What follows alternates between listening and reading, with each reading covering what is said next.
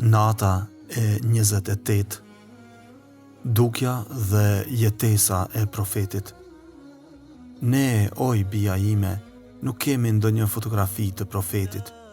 Kjo ndoshta ka ngjarë pse nuk ishte artist në atë kohë, ose për shkakun se Muhamedi vet nuk donte ta linte pas figurën e tij. Pikërisht atëherë kur populli sapo ishte larguar nga lutja që ua bëri idhujve dhe figurave.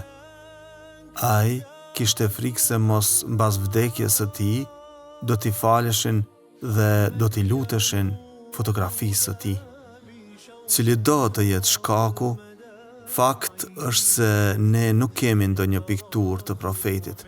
Megjithatë, në librat që përmbajnë fjalët dhe jetën e tij, gjejmë përshkrimin më të mirë të pamjes së Muhamedit alayhis salam. Profeti nuk ka qenë as shumë i gjatë dhe as tepër i shkurtër. Shtati i tij ishte mesatar. Trupi i tij ishte i mbushur, por jo i plot. Ngjyrën e lëkurës e kishte të bardhë, pa ndonjë përzierje, qoftë e kuqe, e grurit, qoftë e verdhë. Flokët i kishte të zinë dhe të përdredhur. Nuk vareshin drejt dhe nuk ishin shumë të dendur. Kur i krihte gërshetat, dukeshin të derdhur si valët. Flokët i mbante të gjatë e disa herë i arrinën deri në supe, por zakonisht i mbante aq sa t'ia arrinin veshët. Flokët i ndante në dysh, duke i bërë gërsheta që hedhte në të dyja anët e veshëve. Nganjëherë i krihte lart në mënyrë që t'i dukeshin qafa dhe veshët. Flokët nuk i thinjeshin. Shokët e tij na tregojnë se edhe në pleqëri, para se të vdiste, i dukeshin shumë pak thinja. Fytyra e Muhamedit ishte shumë e bukur. Disa nga shokët e tij e përshkruajnë duke e krahasuar me bukurinë e hënës së plot. Me që fytyra e tij ishte e bardhë, shenjat e gëzimit dhe të dëshpërimit dalloheshin lehtë në të. Balli i profetit ishte i gjerë me vetulla të holla dhe të plota. Sytë i kishte të mëdhenj dhe të rreqës.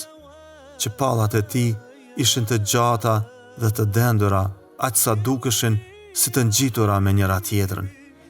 Unda shkonte poshtë gradualisht. Goja nuk e kishte të madhe, buzët i kishte të holla dhe në të kuqe. Dhëmbët e tij ishin të bardhë dhe ndritnin si i ngji kur qeshte. Profeti gjithnjë ishte i buzëqeshur. Dhëmbët i lante përpara çdo faljeje. Mollëzat e faqeve të Muhamedit alayhis salam ishin të mbushura, por jo të lëshuara. Fytyra e tij nuk ishte e gjatë dhe as e rrumbullakët, por vezake. Mjekrën e linte të rritej. Nuk e priste shkurt, por gjithmonë e krehte, ndërsa mustaqet i priste dhe i ndreqte shpesh. Qafën e kishte mesatare.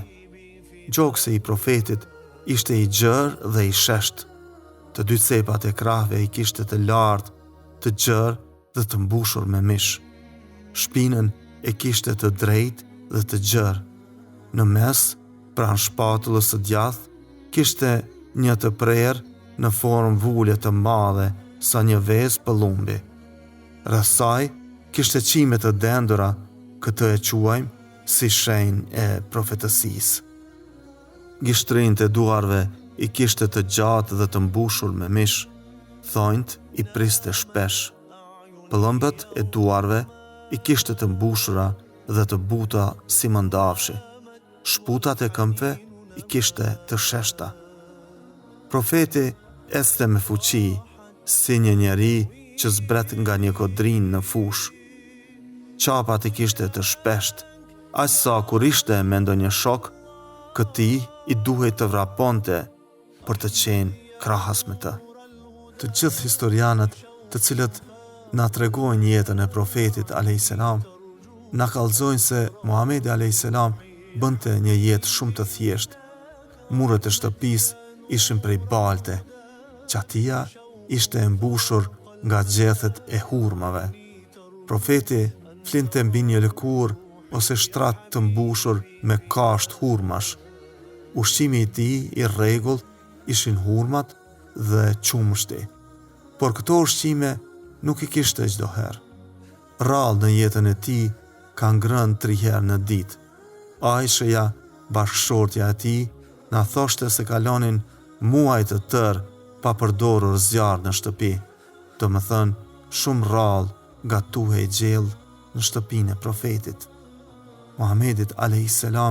i pëlqenin mjalti dhe mishi që i hante në raste festash, dhe kur kish mish në shtëpi, u dërgonte edhe fqinjeve.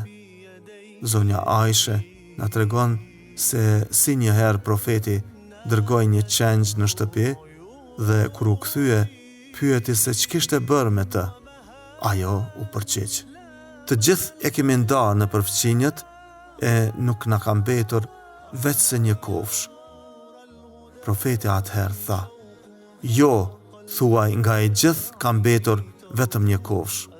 Profeti i dëftoi asaj se pjesa që ua kishte dhuruar fqinjëve ishte pjesa që kishte mbetur, sepse e mira nuk harrohet dhe shpërblehet nga Perëndia.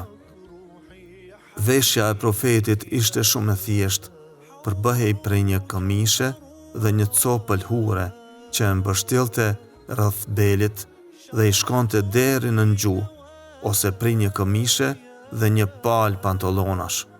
Gjithnjë rrobat e tij ishin shumë të pastra. Muhamedit a.s.